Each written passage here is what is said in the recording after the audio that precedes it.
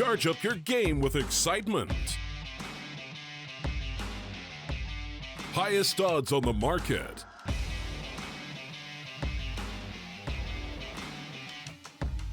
Coverage of all live and pre-match events.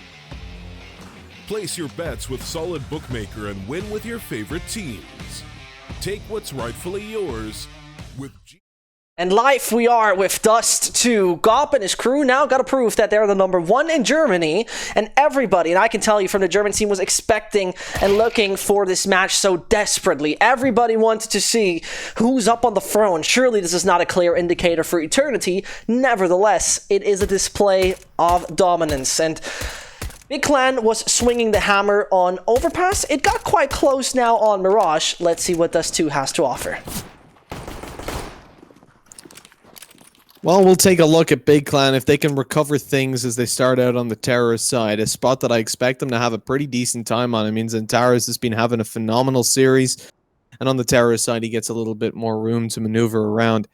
They moved into this round with 3 sets of utility. Already losing Dennis. Leaves only Xantares with the armor. It's a bit of an awkward spot, but at least they can use these flashbangs to maybe avoid taking any damage.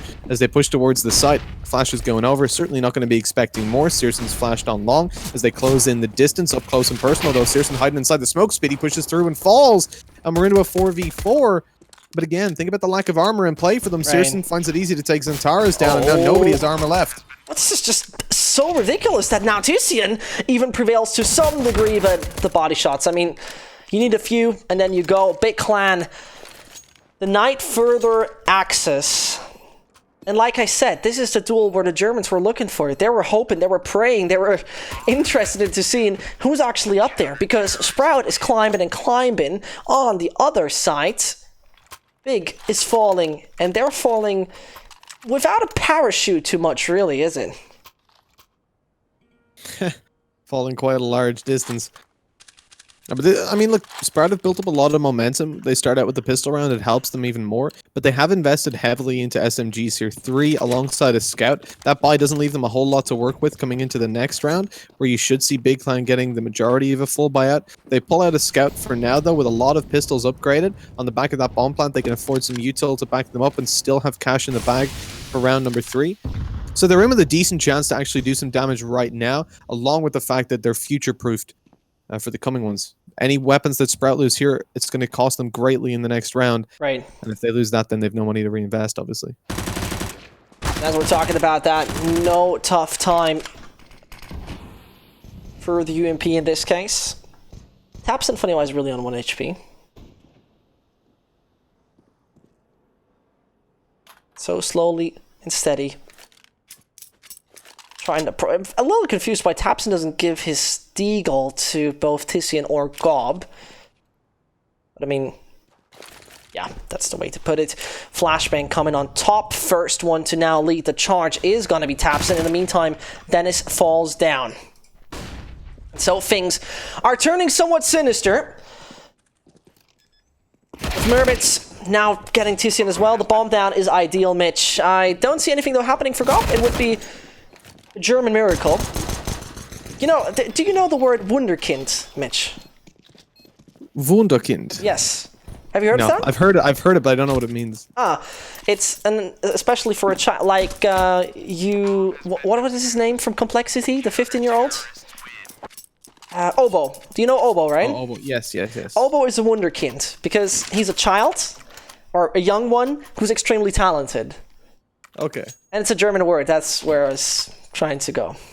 So it's a miracle kid, directly translated. There's Wunderbar as well, or something like that, right? Yeah, wonder is just wander, basically.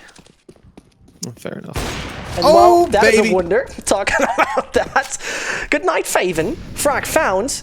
And so, Mitch, the man advantage finally on the side for Big. But besides that, I think Dennis is somebody who really needs to prove us that he's the op Big needs and wants. Because so far a little disappointing. On Dust 2, he can show what he's made of.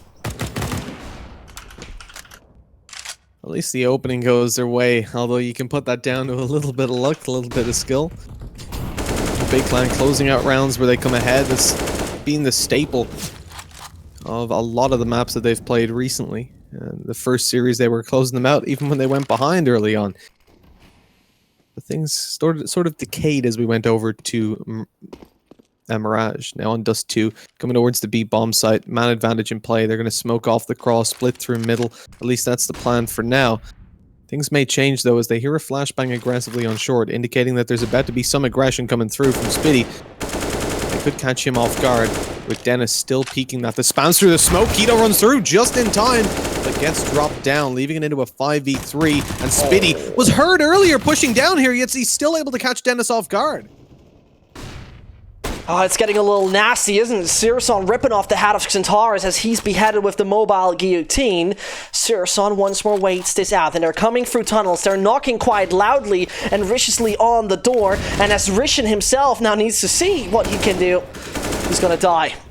And Murbit most likely gonna do himself a favor by staying there on cross and living another day, as massive damage he deals Tapson, tabbing him away. You can't just sit there for that long tapping away on the cross and think nobody's going to peek you. As you're left to a 2-1 scoreline. Big now. It's a situation for them that is getting a little bit better. You take a look over towards Sprout. They have still got the op, so some warning signs going off there. But Keto's forced down to a UMP. Gobby's not doing a whole lot better. The economy game is kind of back and forth at the moment, but the opportunity to completely shut down Sprout's financial game is on the cards. Gobby comes through with the opening onto Spitty though and continues to aggress. Murbit's now low and the spam through the smoke will be deadly. You can see it happening from the get-go. 2 players ready to eliminate him as it's now into a 3 versus 3 with Searson taking Xantaras. That gives them a much better chance and actually stops Big Clan from aggressing towards long altogether. Yeah. And then it's Tapson and Tissian. Those lads. Well, right now, looking very desperately how this one will go. I honestly got my doubts that this is so favorable, really.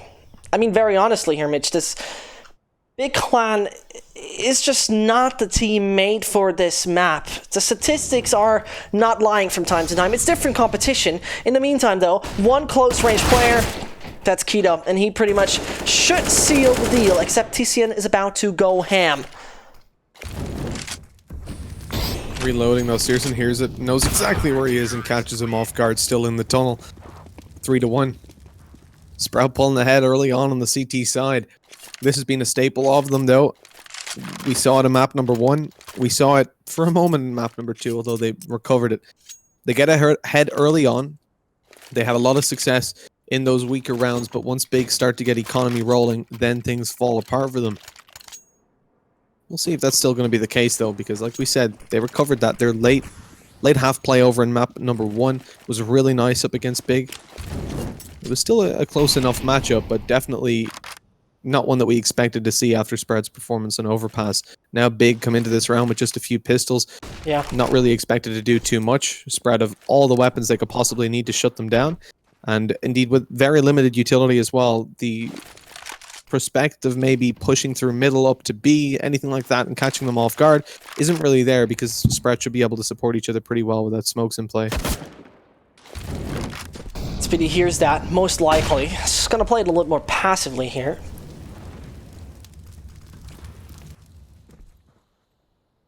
And Big yet not seem to be scratching their hat too much. I mean,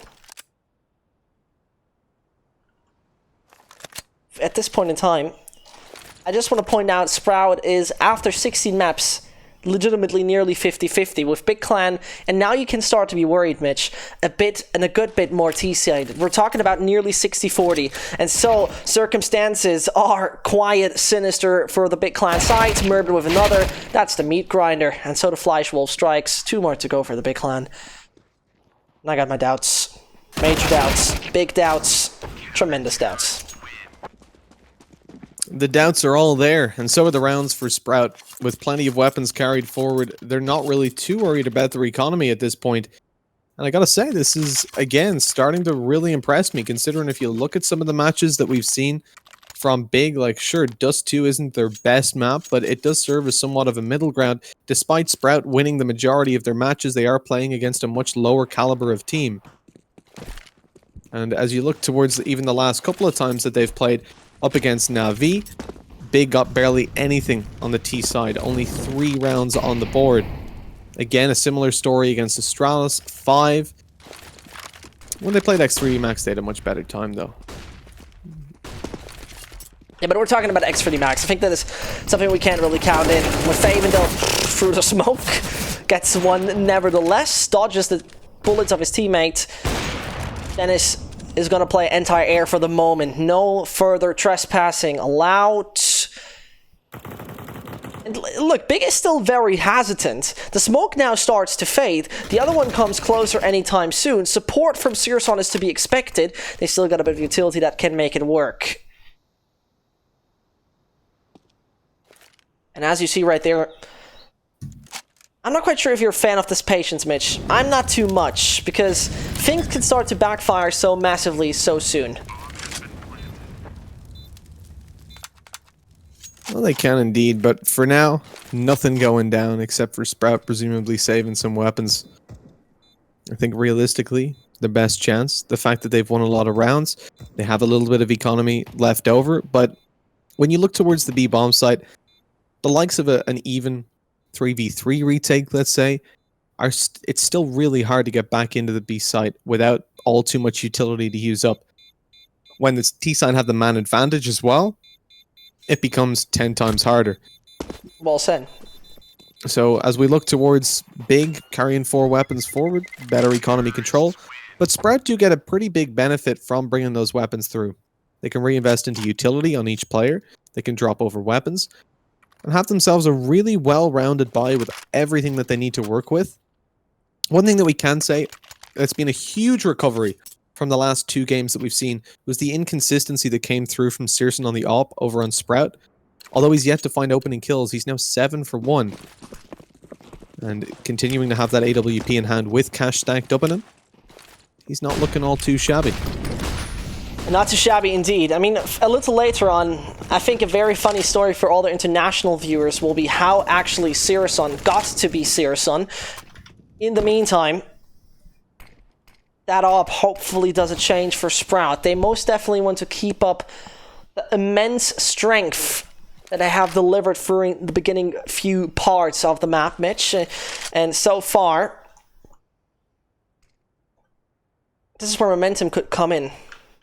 This is where momentum could start to build a bit of a problem. I don't know how you see it, but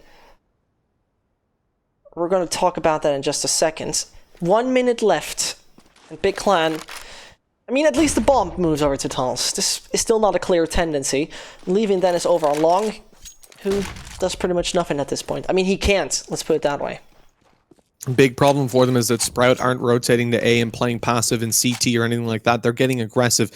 They've taken top mid control, and now as they wrap around, they know that nobody's coming through short, so it's either all 5 players committing towards A long, which isn't the kind of big brain strategy that I think Gabi would normally go for. So they're still leaving their players on B, but with that kill, that forces their hand. They have to start a rotation, but they leave both players, Keto and Fabin, to rotate over. Utility being deployed, although Dennis goes down, they've spotted out that long is clear. It might not matter, the kills still come through though. Zantares takes 1. He needs to do it all though. His teammate's low HP, and as he finds that frag, it's down to a 2v1. Bomb under Zantares' control. And Searson with the AWP, we talked about the impact he's had so far in this map. Well, now he's got an AWP 1v2, both players low. Does he want to go for this? He doesn't have the info that they're low per se. He might know at least one of them is. It's a hard one to call. If he picks up an AWP, he's a good chance of winning this. Oh, a nade in play. Oh, no. The thing is, though, if he picks an AWP, he makes a lot of noise, right? And this is where he becomes a little bit expectable. With now that nade, obviously, he is known. And Xantares is going to hear the player just above. Little risky from Searson, wasn't it? Yeah, well, as soon as you said that, you know, the nade gave away his position. It becomes obvious. He needs to go for a save.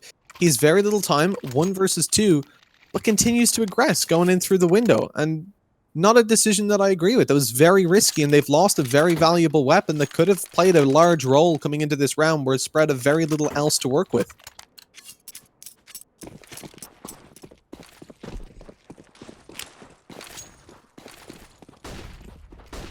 He's on the scout now. You know, it's not a terrible weapon, but No. Personally, I think he'd rather an op and armor. Yeah, I just imagine it's a safer call in the entire construct here of Sprout. Either way, a tie is coming up, and the story about Sirson is very interesting because he never was an op until the moment Hunden said, "Okay, Sirson, you're now the op." And this is legitimately a true story. Alternate Attacks back at the time, when they still had both Tizian and Sirson we see right there, was a very average team who pracked rarely, who was having major issues. Hunden came in, and he was, you know, when you're like a teenager and you have a dirty room, your mother comes in and you clean that. You clean that right now. And that was basically Hunden. He exactly did that. Build a good construction about the team, instantly won the German Meisterschaft besides that, and look where Sirson is right now. Under that leadership, he started to flourish. Same funny-wise with Quito, same with Tizian. And while we see all three on an elevated spot in the German scene, all three are where they belong right now, and they're basically fighting for some early throne. It's not the Game of Thrones yet, it's a little battle somewhere outside of Westeros. Somewhere called short as a flashbang goes through and they close in the distance. Spot out there's nobody here playing aggro. Not this time, so they know that long control goes towards Sprout, or at least they should assume that. Smoke down in mid doesn't see too much reward. Spiddy's crossing back over, hasn't been spotted, so we can support the B players, but Sirson is getting aggressive. He has no fallback now, he has to find that kill, takes down Xantares and nobody to trade. An AWP getting aggressive through a smoke in tunnels should really be traded. I mean, it's a situation. I suppose you're not going to dedicate 2 players to holding that angle, but it's a ballsy play. It works out for Sirson. You got to give him commendation for that. 100%. 1,000,000% actually. Tizian moving out, trying his best. Good night, Faven. I'm surprised he decided to stick in the corner. He might have caught the walls. He was jumping back through. Obviously, I didn't see from his perspective, but now as they move towards B, Gobby's holding the cross. Caught out the rotation. Still 2 players here that can do a lot of damage. Quito starts it out well. Only lights taps him down to 80 though. Bomb plan should be achieved. He's being covered. They can't push in through the window. And now again a 3v4 retake to ensue. The rotate's still being watched. I mean, Gobby at this point, look, they've got a little bit of cash to work with. But he's not actually the one hunting. It's Tizian. And Gobby was over towards mid earlier, but they've left Tizian around here, lurking towards A, trying to catch them off. Luckily, though, Sprout have gone into pit. Now they've got the long-range advantage. Especially with 2 ops in play, this should be a situation that's Big Clan can't really say anything about. If anything, Tizian will probably be dropped trying to aggress forward and hunt these weapons down. True. And what I think we have to really state here, Mitch, is that after Overpass, we thought, okay, this is the big clan we know, this is the big clan that is dominant, and that is the big clan against the odds. Statistically speaking, they were playing Overpass against the odds, dominating. Now, Mirage was shaky. There were a few little flaws we saw in the setup. I remember, I think it was 10-13, correct me if I'm wrong. And Big was going for a very brutal crowbar approach on the A sites, where they were like in the first 15, 20, 25 seconds directly pushing through. I think it's debatable, and I'm the last person to judge if that was wrong or right. Nevertheless, it felt like maybe a bit more of an astute play could have become very handy. Now it comes down to those 2. And this is where Sprout, on paper, is yet again the stronger team. But this is extremely balanced nevertheless. It is about momentum, though, and as we look towards it, Sprout being pushed away from the B bomb site a couple of times. They've been locked out of some of the rounds that Big Clan have won. It's allowed Big to build up quite a heavy stack of cash, and they can afford to keep on investing into rifles without fearing all too much about their economy if they lose this round. And Sprout not really in the same boat. Oh, but that's an unfortunate opening kill.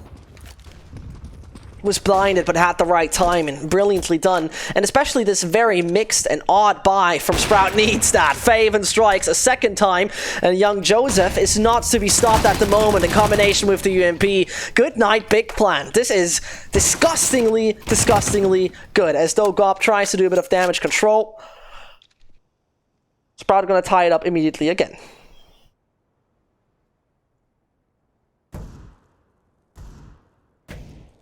Well, that's unless Gobby manages to find an ace. Can't count him out, but he has been watched on every single angle. They know he's here. AWP scoped up. Out goes the SG. 1 kill on the board. Closing in the distance. Bomb right in front of him, but Keto's about to swing and take him down. 5 to 5. At least some more damage done to the CT economy, but they had quite a lot of cash going into that round, so it will not hit them too hard. But we discussed this. Big still able to buy back up. They've got themselves an op-out on Dennis. Everybody else on the reflays, except for Gobby. He's not on the standard AK-47. We've seen this from him a lot on the SG. He's had a lot of impact with it as well. You're going to see, overall, he's playing his heart out. I mean, out-fragging the likes of Tabson. And he's been up there contesting the performances of Xantares throughout the series, which is something that you don't really see too often from Gob. Yeah, it's very funny actually for me that we see the same on Sprout, where Speedy is remaining quite competitive against his likes of Sirison and Faven, for example, which you would, I think you would agree with me on that, expect on the top of the scoreboards, alongside Keto maybe. And that's a little odd to see that right there. I don't want to say it's because of it's a domestic duel. That is the last thing I want to really state with that. It's just going to be interesting overall. Sirison yet again on 9 frags after 10 rounds played. This is number 11, and he continues reaching double digits, and the triple op setup of Sprout seems to pay off at least for the second. Yeah, for now it's working. It's a setup that in general we don't see deployed too often. Big Clan with heavy utility, they can definitely punish them for it. Both players that are holding down the B bomb side have AWPs. One watching middle, one watching tunnels. It's a risky setup, one that could pay off, but if they're smoked out and flashed as the T's close in the distance, that could be very dangerous. The Molotov in middle will serve to slow them for just a second. But eventually it does look like they'll split out through mid. They don't expect Faven to be here on an op. You can see with the peek that Tabson just made. No utility supporting him. He gets taken down, and we're into a 5 versus 3. Re-peek on the op. Faven's tearing them apart.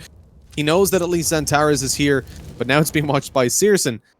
I mean, you just don't expect this many ops. No, It'll catch you off for at least 1 round. Oh yeah, maybe there's 1 op. Okay, 2 makes sense. The third, unbelievable. And talking about unbelievable situation, that's gonna be Searson down. Murbit waits back on long.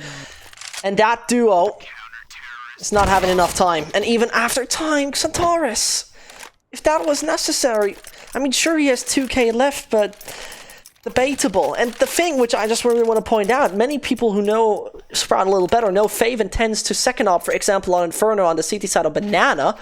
We have not really seen that too often when it comes down to Dust 2. And now, dear ladies and gentlemen, it couldn't get more exciting, Mitch. I mean, I said it beforehand, the German community, when this match was announced, was looking forward to see who's going to pick up this best of 3. And Sprout, after just saying, you know, check mark after overpass, forget about it, they're in this, and they're hungry, and they're hot. They most certainly are. Back down to a double op setup. 3 Augs to back it up, and this is what we were saying. You know, it can maybe catch you off for 1 round, but then you expect Big to react. You expect them to play much faster, push you together, make sure they get trades, smokes, flashbangs being used to push you back from angles. So Sprout, respond to that by now having an AUG to support over towards this bomb side. Faven opens it up, Keto's there, and now Big realize that they've been baited in.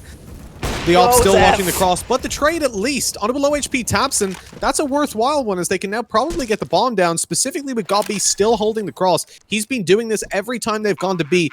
So Sprout are cautious of it, but even being cautious, Gobby is playing well, and he's found another kill. Knows someone is here. He's just going to hold down. Wait, now they're so nervous. They don't know if he's going to come up behind them as they start to push towards the bomb side. Eventually, they assume he's going through tunnels. But no, he's not. He's behind you. He's taking you down. A Phantom in the night. A kill for him, and Dennis knows where Searson is.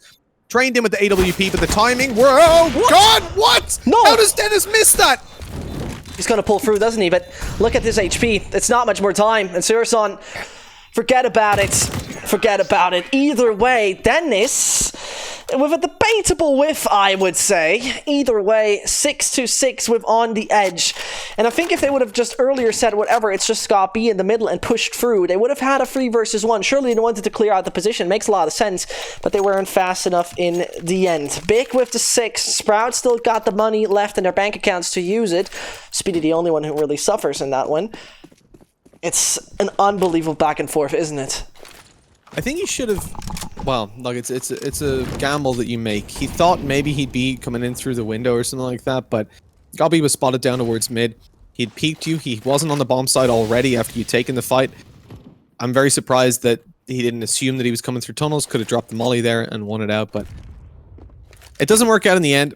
It's 6-6. Big Clan winning that round. But imagine if you lose that round because of that missed spray, the tilt factor, no matter which team you are, that's going to go off the charts. Yeah. They're very lucky that they won that in the end.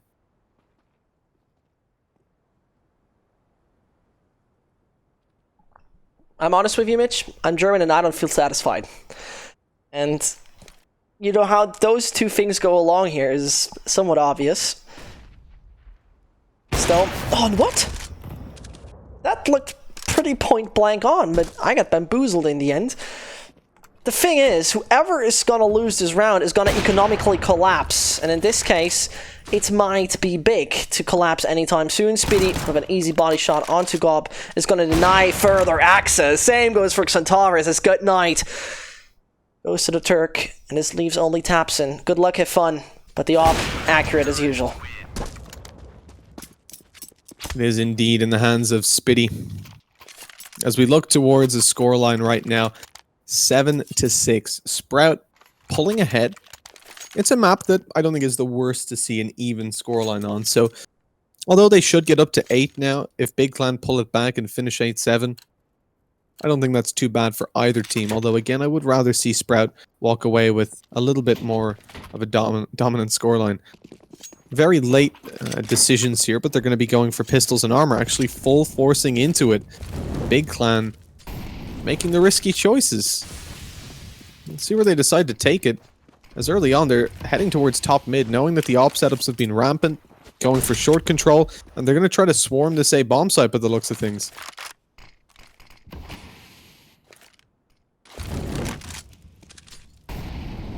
I mean, we saw the danger of pistols on both sides previous on Overpass and simultaneously on Mirage. Good night. Tapson, Sirason, most likely to frag a little further with his op anytime soon. So they decide to go for the A site, which obviously is not swamped with opponents. That's actually B. Nevertheless, Faven's op has so far proven to be good. Is maybe in a bit of a problematic situation as players are starting to come through ramp. His teammate got him covered. Gob is putting him in a problematic situation. Either way, that's the way to do it. And Faven wants to do the quickly, but beforehand, Mermid seems to chime in and take down Gob. Oh, still not. There we go. You gotta give it to Sprout, right? While this is a far better map for them, we've talked about it a couple of times, the way it's against much worse opponents than the likes of Bigs. You still have to take a look at things and say they haven't been tested against the stronger opponents, really. They haven't got a chance to play this level of team on Dust 2, and right now, it's not looking too bad for them. 8-6 after making the force buy happen for Big in the previous round. It looks like Sprout are probably going to walk away with 9 as they're up against majority Mac 10s, a Galil and a Deagle. So some mixed signals there. You can definitely see a faster play coming through with the Mac 10s, but then again, maybe that Deagle and the Galil are going to want to play a little bit more slowly, a little bit more structured. Going for the close range short control. Nice shots on to Searson. As he lands the scout tag, it's not quite enough. Or the op tag, it was a leg shot. I assumed it was a scout just because it's 15. Yikes. That's a yikes for me, Doc. And, well, obviously, Big is not hopping in their Porsche 911 to take left lane on the B site. Either way, now the Mac 10s are coming in, and Keto says, thank you for the snacks, I appreciate it. 9-6 it is. Big Clan suffering by 3 rounds down, switching to the CT side. And I'll be very honest with you, Mitch, the thing is, it's not going to turn out to be sunny for Big from what we have seen so far statistically.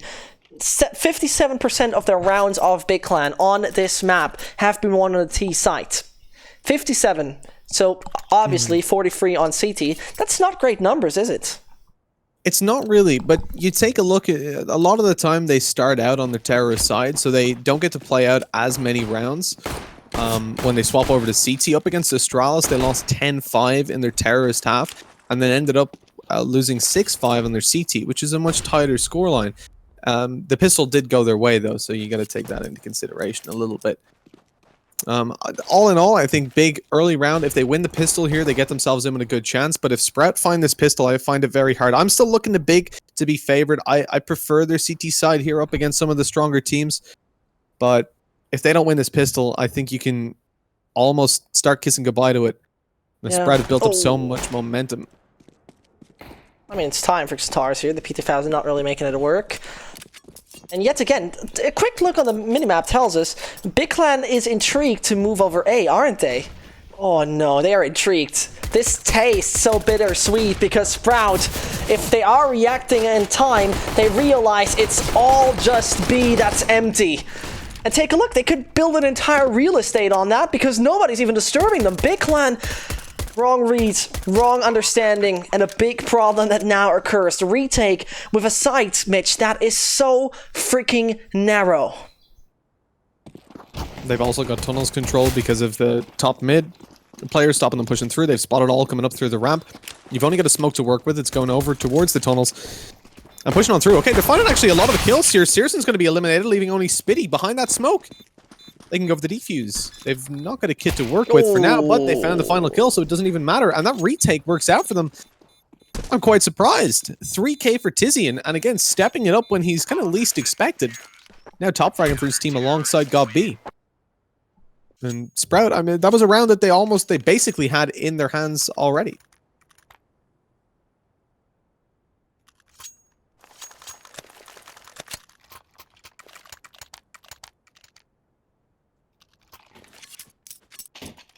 I'm a little bit surprised there that it really collapses. That, I mean, massively is a harsh word, I would say, but their understanding was so brilliant that the baits they have sold them was even better.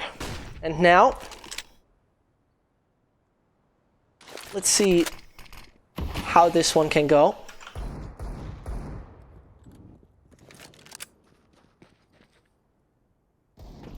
Well, look, Sprout have won these rounds before. You think back to Overpass, where they had that second round bye, just a couple of deagles in play, and they still managed to walk away with it. We've also seen Big in similar rounds, where Zantares was spamming away on deagles. And these are definitely formidable buys, and obviously known across Counter-Strike, but definitely in this series, they've had their impact. The players have no shortage of individual skill, and look at that, 2 quick deags! Favin and Spitty. Although Spitty goes down eventually, you're into a 3v3. But Zantares is still up with the FAMAS in hand. Look at him tapping away. And I mean, in Germany you say Handkanone. That was pretty much the hand cannon striking massively into the faces of 2.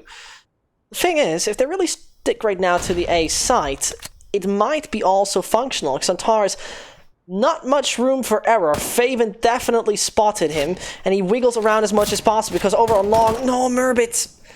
That was his chance, and this is now a system about to collapse. Sprout might need to say bye-bye to the opportunity of double digits. Talking about it. Okay then. All right. Oh.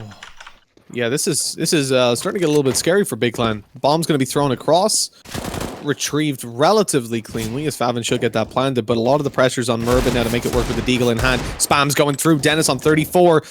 But the bomb's not going to be planted and caught out in the open. Murbit would have to cross over to get that bomb instantaneously and plant it. He had no chance of winning that round from the moment Favin died. It's 9-8. Big Clan closing in the scoreline, but here's Sprout's full buy. You've got the AKs, you've got the SG, the Krieg on Spitty, alongside Searson again on the AWP. Although he's doing better, I think we think back to round number 4, maybe 3. He had 7 kills on the board. I think it was around 5. Yeah. He had 7 kills on the board, now on 14. It's certainly slowed down as time's gone on. And again, it seems like when he gets the op out, the performance kind of declines a little bit. There we go. Entry for Sirson, a man we criticized a few times. And there's hardly any money left. We saw the previous round yet again to be an issue we already faced on Overpass, if I'm not totally wrong, Mitch. An issue that economic stability is not a friend of Big. And that economic stability is once more not granted. The entry found Sirson with a kill, and Speedy is going to be backstabbed by Tizian. Tied up we are yet again. A patient Sprout really looking for openings, and mid would be a position that's attackable.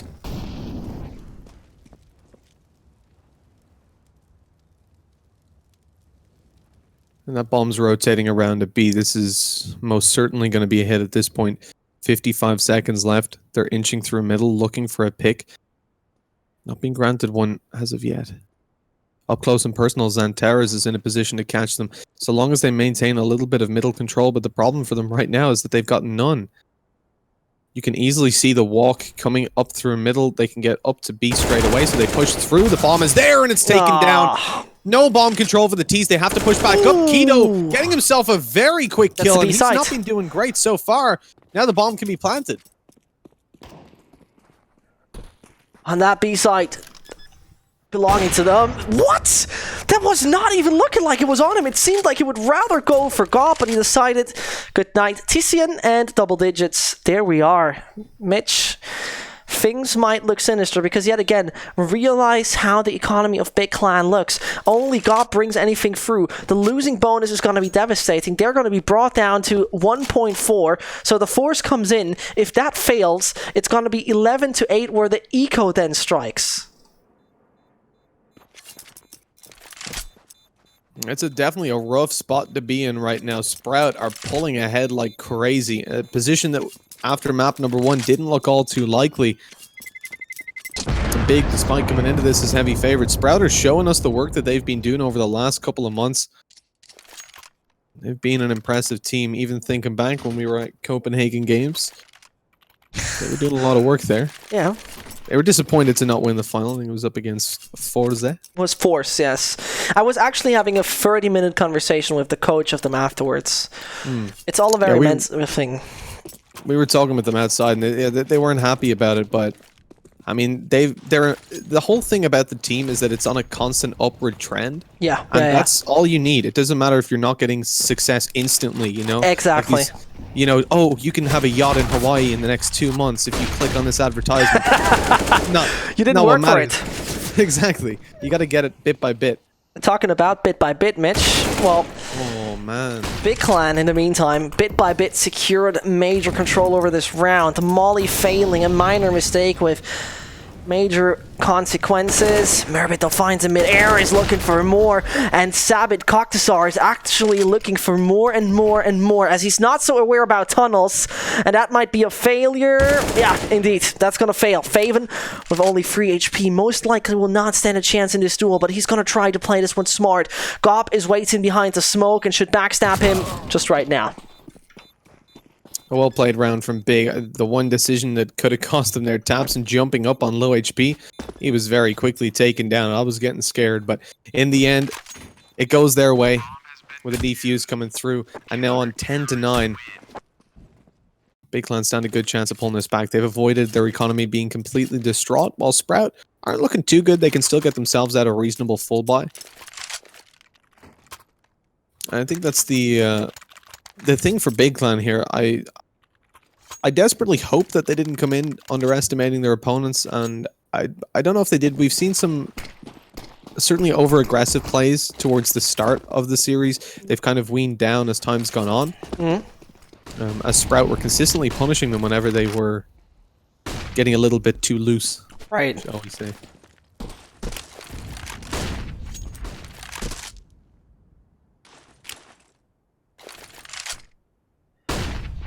Well, Mitch, it's one of those do or die rounds yet again where the economy on both might suffer. As yet again, problems are, well, not occurring. TCN and Co. They've remained in their structured setup. No real aggression. Nothing exceptional to be seen. Dennis with a very tight angle and the entry for him. Faven can't do anything. Sprout on the back foot. And they need to see if they don't really find a way right now, then their opponent will be tying this one up.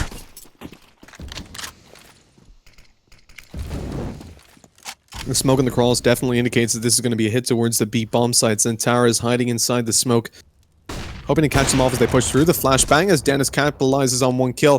Now distracting them on the doors. Zentaras can push through and try to find some kills from behind. He grabs Spitty. Dennis on another. Down to a 3v1. It's all on Searson. He's got to find an ace. No time to plant the bomb as they're already up close. He's going to plant it instantly, go for the peak, try to catch them off. Saw him. Here's a player pushing in. Oh, the legs are hit. Santerra's 15 HP, but he survives. And now on 10 to 10, Big Clan tying it up. Sprout have got no cash to get a full buyout, so again, it's going to be that pesky Deagle buy, but once more, they've never looked down and out when they've had these hand cannons in hand. This is so devastating for Sprout, really. I mean, I think it would be a bit of a heartbreak, to put it that way, in case they are losing this best of 3 series. They are fighting so hard, and yet again, before they are actually crossing the finish line, they fail. I mean, it's still a good bunch of rounds we might see. It's still a good bunch of occasions where Sprout has a chance to prevail. This round, very obviously, not the best one to see. So, slow approach from Sprout. Molly to come over short. And that is all the dreams instantly ruined. You know, the A-Rush is not going to be happening today. At least not for another 10 seconds or so. Eventually they're going to angle up. They have no utility to work with. The one thing going for them is that if they just barrel towards this site, they can probably make it there. Tabson's the only one holding it. And they've also got a couple Deagles to work with. So he could be in a little bit of danger. But you have to make a decision, and really you can see what they're hoping here, that eventually they get aggressive, but sooner or later you have to make a play, and the play is being cut down by Tabson. He's already found 4 as they cross on out. He's looking for the ace, but Zantara steals it away. Eco aces, though, aren't really too sought after. Yeah. And this is where we need to talk, Mitch. This is where we need to have a serious conversation. Because Fabian and Co., yeah, most definitely they are in the situation of having the highest losing bonus in their hands. Yet again, Big has found 5 out of 6 CT rounds. The first, by the way, timeout we're seeing, which is very enjoyable to watch that they take it before such a pivotal one. Because if Gob and his crew are going to prevail, it's going to be not only 12 to 10. Sprout invested everything. Surely they have the highest losing bonus. Either way, it's unsatisfying by now, and this is where things might turn sour quite swiftly. Big, though, needs to deliver by the book. Double op set up in their hands, and if that isn't an ideal defense, I don't know. Well, triple op, Zesht. You need the triple op out. I mean, we saw that in the past, but I'm not a fan of triple ops. Same, but we have got 4 scopes to work with. The AUG and the SG coming on through. Almost one of every weapon in hand. One of every main weapon. If we had an AK here instead of a second op, it'd be perfect. Looking towards Sprout, they're taking a little bit of tunnels control. Top mid, outside A long. Playing it nice and slow. And this is something that sometimes can be a little bit scary, as they could be playing overly cautious. That nade will not really give away the fact that Tizian's getting aggressive. Catches Fabian with his knife out, needs to get out of there before the spam comes through. And indeed he makes it out alive with a little bit of information in his back pocket and damage done. But it's a small skirmish, one that doesn't give too much of an advantage to Big Clan, as they still have no idea where the majority of the T forces are, and Fabian's still more than capable of taking fights with 65 HP and a one-shot headshot weapon. And most definitely right now is the point in time where they're looking for more. Right now is the point in time where the Sproutlings want to grow, but it looks sinister, and the clouds are erasing.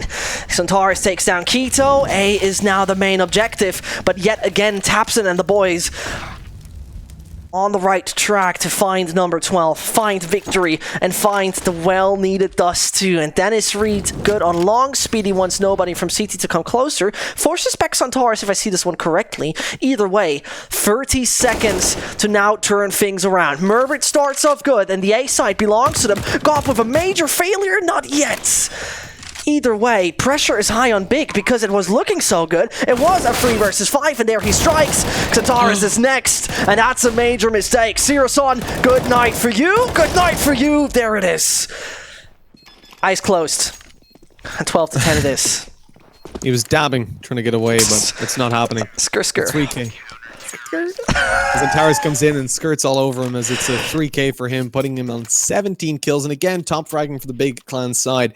He's been having a phenomenal series across the last 2 maps. and it's set to stay the same here. But one thing you can say, things are starting to return to normality a little bit. You've got Favin and Searson up there towards the top. Murbit doing a pretty decent amount of damage, but the real problem that we're having is the fact that Keto and Spitty are finding it very slow to start compared to their performances on the last 2 maps, one each. Oh, and a timeout actually comes through. It's going to turn into a technical, as we've just seen, I think, Keto bail out of here. And not into it anymore. It was a funny story about, actually, I think it was Ince, who had a problem that 2 PCs always crashed simultaneously, like 5 to 4 times on one map. I don't know how that works. I really don't know if that's some Brazilian magic. Either way, I think we can quickly talk about what we have experienced so fast. If you just joined us, Overpass was a German meat grinder where, well, it was Gob making some fresh sucuk out of sprouts. Next up, it was Mirage going the way after the little plants, and ever since, Big Clan on the CT side, dominance belongs to them. An advanced look at the statistics tells us that Sirasan, though, plays a pivotal role, or more likely played a pivotal role on the CT side. But now, things start to look a little sinister. They start to look a little dark. Tapson asks for not unpausing, probably one of the toilets.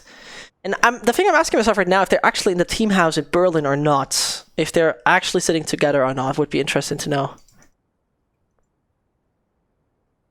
I do not know. I mean, I don't know either. Let's pretend they are. Pretend they're turned around talking to each other in person right now. Oh, no, it's a technical pause. Of course, they're not allowed to talk. Yeah. Do stare at their monitors and be very quiet. And that's 100% what both teams are doing. I have to say that the team house is very beautiful, actually. I was there 2 weeks ago. Very, very beautiful place. Very nice.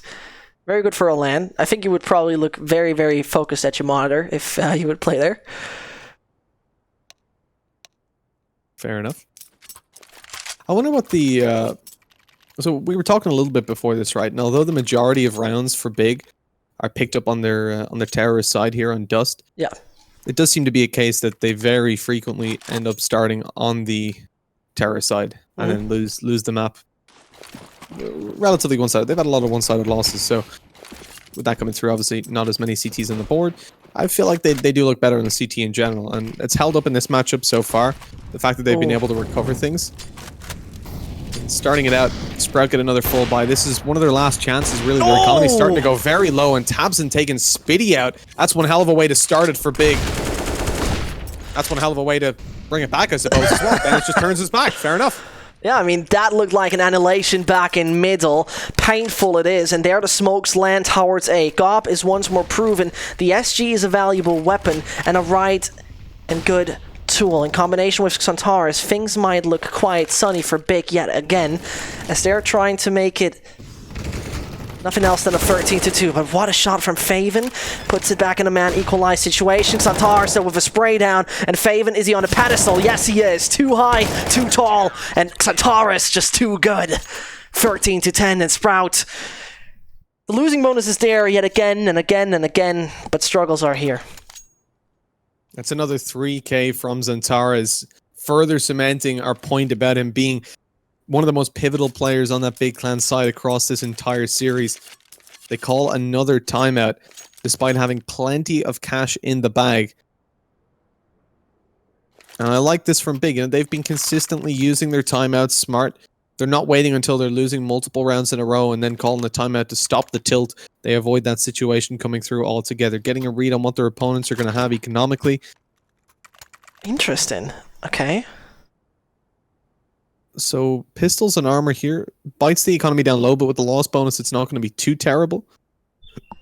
Keto, I assume, is going to buy a pistol instead of Glock armor.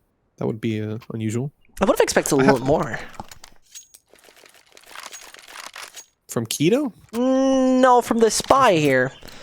Okay. It looked overall like more opportunities would have been there, but yeah. Oh, I thought even Searson would take a scout. But obviously he wants to take the AWP in the next round, so saving over the cash. And they're very much, it's a weird situation, they're very much focused on the next round, but they do eat their economy pretty low for utility in the next round. There's just a mowdown. One kill to be traded back. Tizzy and tearing him apart. He's got a 4K. Get the ace. Get the ace, Tizzy. Oh no. Why you gotta do that, Favin? No idea. I mean, TCN in this situation looked like a promising ace could go his way, but he gotta be alright, it's 4. I'll leave the rest to you, Gob. Toxic Favin. Doesn't want him to ace. This Favin guy, I swear, right? Get him out of here. If you have no clue actually about the German scene, if you have your personal list of players you will see go advance in the future, put Favin on the list. Trust me, and put Favin and now a very unknown player, Defran, but that's a different story. He's, by the way, playing at the big academy team, so Defran, Favin, 2 players to look out for. In the meantime, we got to look out for a possibility of a 16-0.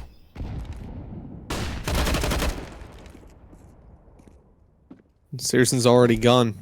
It's the opening duel again going to big. And this is something that's consistently gone down for them as they started out the CT side.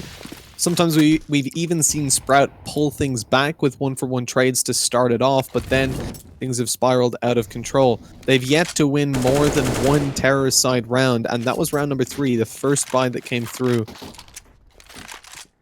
It's been a long time since that.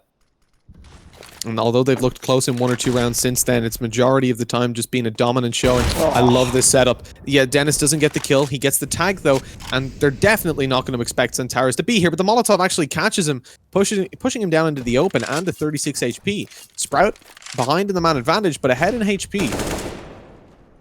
Had an HP indeed. I mean, the damage dealt is quite painful. Favin standing in the flames a little too long, and then it's failed yet again. Same goes for Tizian. And so the approach towards the B site, successful. The molly, yikes. Either way. Does Gob call it off already? He does, doesn't he? The Towers is still aggressing through tunnels. Oh, there we go. He stops eventually. I think he's kind of pushing towards tunnels going, really? We're saving? Are we really saving? Yeah. Cool. It looked very confusing there in the end, but that's the way it goes. Well, again, you know, making the smarter decisions, keeping the economy stacked up as much as possible. They've got 2 players very high on cash. Gobby and Tabson. Bringing forward weapons just allows them to be stacked up a little bit more. Now, they do still need to bring these through. The other side of the coin is that Sprout don't really have the cash to go hunting. Even despite that, Murbit is getting aggressive up through short. He's in a lot of danger there. Centaur is holding down in T-spawn. Shouldn't be contacted. I think they'll just save outside. Yeah. I'm really worried about Murbit, though. He finds 1 kill onto Tabson. That's the AWP taken down. And Gobby doesn't want to aggress out to try and find that trade, as it's just not worth it. That's the one thing I really like about Big, and Gobby in particular. A lot of players make the decision of going for exits when, like, if they get 2 to 3 kills, it will do nothing to their opponent's economy or very little. But if they lose their weapon, they get screwed over and they don't have a full buy in the next round. And they still do it. Whereas Gobby is like, yeah, we can afford to peek. He could peek there and still get a buyout or someone drop him a weapon. But no, he plays passive to future-proof it. He doesn't want to play down to the wire of the economy. Give yourself as much buffer as you possibly can. Right. And Big Clan, if there's one thing they want right now, it's just close this chapter. Mirage was not their strongest display, not one of their strongest maps either. Overpass, I think we don't even need to discuss here, Mitch. So, that's dangerous. Dennis, height advantage, and that's the bomb. Now needs to alarm his teammate. TCN chimes in when needed, and that's the contribution you need. The triple for young Feldbush to find them all. And so, Sprout on the back foot yet again. Keto can say good luck, have fun, but that's how you hold down the B side. A perfection system. And Gob's gonna be like, well done. Very accurate impression. Yeah, He doesn't know 1v4. I don't know how I'm feeling here. It's me neither. 45 seconds left. 3 players just lined up on that doorway. They're not giving him all too much opportunity. His best chance probably to take Gob B and get out of there, but he's no idea Gob's coming behind him. Doesn't matter. Dennis just straight peeks and finds that frag. 15 to 11. Sprout don't have a great buy. They're able to take out weapons on 4 players. Spitty's going to be a little bit low, and I don't think anybody's dropping him just yet. It's going to be a weaker weapon thrown over to him. I think they were contemplating maybe Searson glass cannoning and giving him an AK, but instead Spitty takes the scout. Armor alongside and a little bit of utility. It's not a great buy, especially not from map and series point. Definitely not. I mean, this is unsatisfying as hell. And Innate going deeper. Murbit is not profiting from that. And, I mean, this is a big alarm that's going over along, isn't it? Quad, or no, actually all 5 players separated around Pit and the blue box. And they mean business, don't they? In the meantime, take a look. If Sataris is fast enough, I would start to be worried right now as Sprout. Does anybody check their back, Mitch? Keto does. Walks through the doorway at the wrong time, though. That timing is horrendous.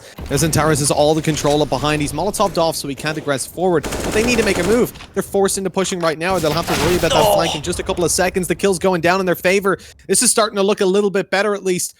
As a 3 versus 4 develops, players push completely back off the bomb side. It's CT control with Zantares coming in through short. He's going to start to hurry up. Needs to get over to help his teammates pretty soon.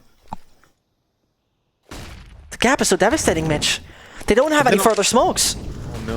It jumped over at least 2 players towards the bomb site. Bomb is there as well, so it shouldn't matter too much. Favin finds a kill onto Zantares. Tabson goes up above the smoke. Oh no! Above the wall, but he's spotted. And that's going to be the end of the round. I mean, Molotov'd off. There's pretty much nothing they can do at this point. Tabson grouped up on 3 players peeking him above and beside him. Nothing you can do there with an AWP. Not enough time to even fire those shots off. So 15 to 12, Sprout pulled that back. But again, thanks to the economic management of Big, they only have to take 1 weaker buy here. And they can take a couple of pistols out and still get a full buy in the next. So it's not the end of the world for them. But it is certainly going to close in that gap. And Sprout are close to finding an overtime. They're only like a full buy and a forced buy away from it. Yeah, and there's a thing I really hate to mention, because I never really want to point out individuals doing badly, but both Keto and Speedy have not reached double-digit frags yet. Yet to come and step up. Period. I think there's no real discussion about it. As though this round should not determine the story of Dust 2. We have seen very interesting and diversified play. I think that's a very good word for that. Very diverse plays. And in the meantime, Keto and Co remain patient. They don't want to do any mistakes. No flaws allowed. So over short, and that was also over tunnels. Good control gained. No. Look at the control, Mitch. And they've got everything to work with there. Bailing out. Now they can stack up towards A if they want to. Uh-oh. Tizian's cautious, though. He's been pushed back off mid. And if they right now keep it in the close-range duels, I see things getting quite chaotic over on the side. The flashbang is there. Was actually a team hit coming in. Uncomfortable, you could call it. Damage dealt. And suddenly, everybody is coming onto the A side. We're still talking about pistols, though. The boost denied. Got there for a known. And he can pray to find anything further as he's looking for any shots anymore. Sears onto his right-hand side is eliminated. Either way, not going to happen. Not gonna happen, as though 2 fall down. That's also the first round that Sprout have strung together over on their terrorist side. They've got 2 more to go, though, and Big this time going to be getting a full investment in, and if they lose this, then a force buy. So it's definitely not the easiest road to victory for Sprout, but it is there. There are chances for them to do it. They've got full AKs and AWP out, full util to work with as well. And started to do a little bit better early round. The opening kills swinging their way a total of 11 times with 13 on the board.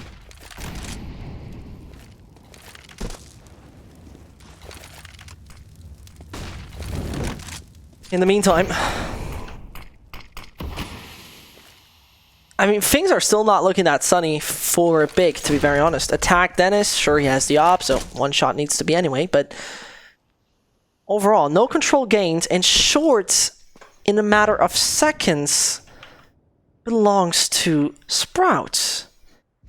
I'm not sure if I'm a fan of that yet, but either way, Sprout is sticking to the plan, and Goppy is a man who I know, and I would be 100% convinced that he knows what's happening within his team structure. But the focus of Sprout shifts over to B, and they lean towards the position of Dennis.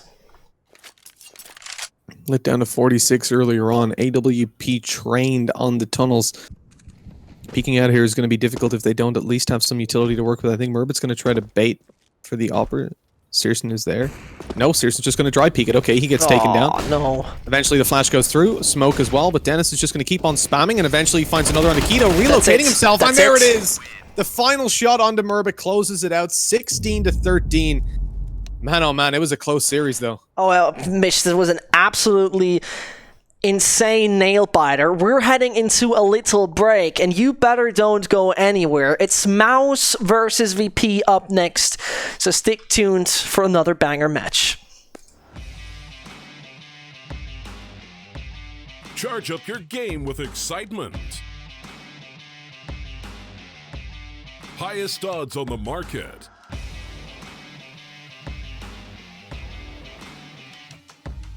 Coverage of all live and pre-match events.